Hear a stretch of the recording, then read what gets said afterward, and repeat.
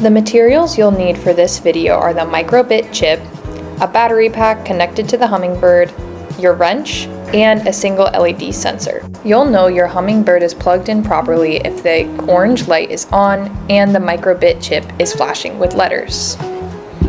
Once you have acquired all your materials, we can begin working with the sensor directly.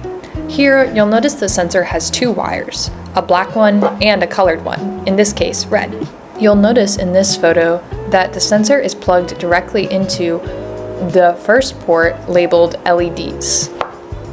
Unlike the multiple color LED sensors that are available to you, known as a tricolored, this sensor only has two wires, meaning that we want to focus on the LED ports. When using these single LED sensors, you should always plug in the black wire into the negative side of the port and the colored wire into the positive side of the port. You can do this easily by using the Hummingbird wrench and tapping on the little button-like notches above each of the positive and negatives. Once you've completed all these steps, you're ready to program your single LED sensor. Before I show you how to program this sensor, pause the video and take a moment to look in your BirdBlocks app and figure out how you might go about programming this mechanism.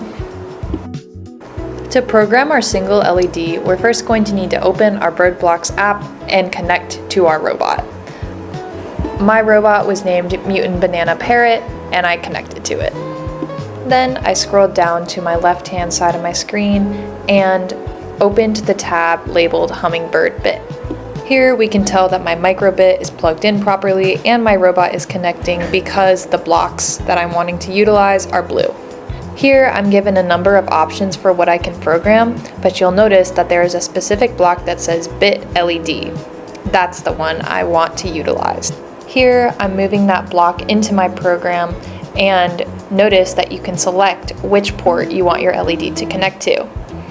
We were utilizing port 1 for our sensor, so I'm going to leave it on that setting, but you could also connect up to 2 other LEDs here. On the other side of this block, we have the opportunity to change the intensity that we want our light at on a scale from 0 to 100. For this demonstration, I'm going to choose to do 50%. And then all I have to do is add the block to indicate that when I hit the flag button, I want my program to start. Let's see this program in action.